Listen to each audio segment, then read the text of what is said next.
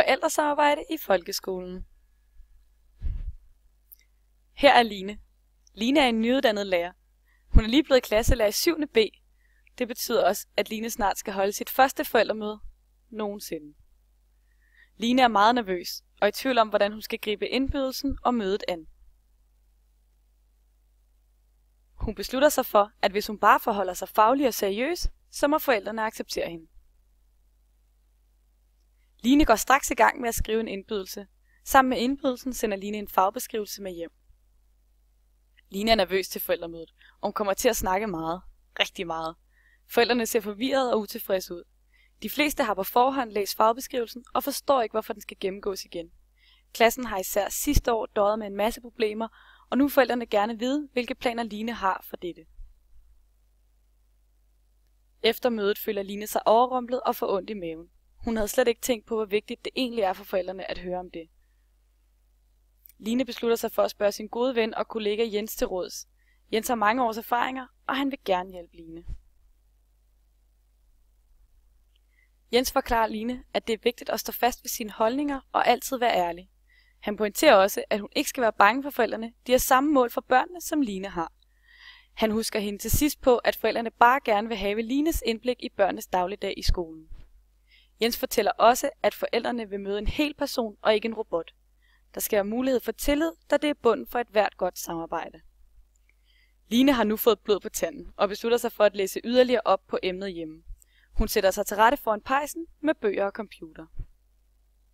Line kommer i tanke om noget materiale om diskurser fra studietiden. Det går op for hende, at hun har snakket sig mere ind i det 19. århundredes pligtdiskurs end det nye millenniums ansvarsdiskurs. I de seneste 100 år har folkeskolens udformning ændret sig meget, og forældrene er gradvist blevet inviteret mere ind i skolen. Der er kommet fokus på fællesskab, tillid, motivation og mange flere samarbejdsladede begreber.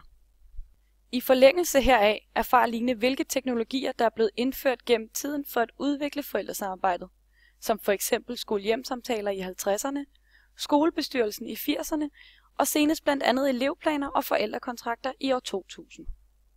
Line har faktisk pligt til at underrette om lærerens og eventuelt skolelederens syns på elevernes udbytte af skolegangen til både elever og forældre, ifølge folkeskolens lovens paragraf 13.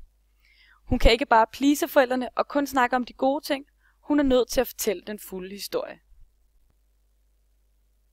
Inden Line går i seng, tjekker hun lige skolens hjemmeside for at se, om de har nogle retningslinjer.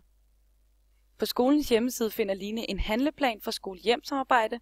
Udover det ligger der nogle retningslinjer for kommunikation fra skole til hjem, som Line kan bruge i sin skriftlige kommunikation til forældrene i fremtiden. Line føler sig allerede klar og sikker på næste møde med forældrene. Der er dog heldigvis stadig 2,5 måneder til de næste samtaler. 2 måneder senere. Line har skrevet en indkaldelse til skole-hjem-samtaler, men vil gerne have Susan til at kigge det igennem, inden hun sender det ud til forældrene.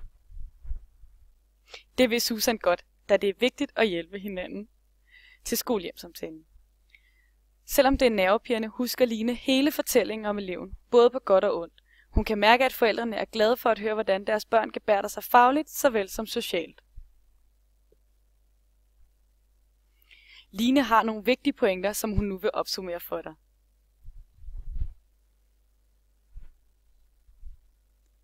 Line, Jens og Susan siger farvel og for nu. Tak for jeres opmærksomhed.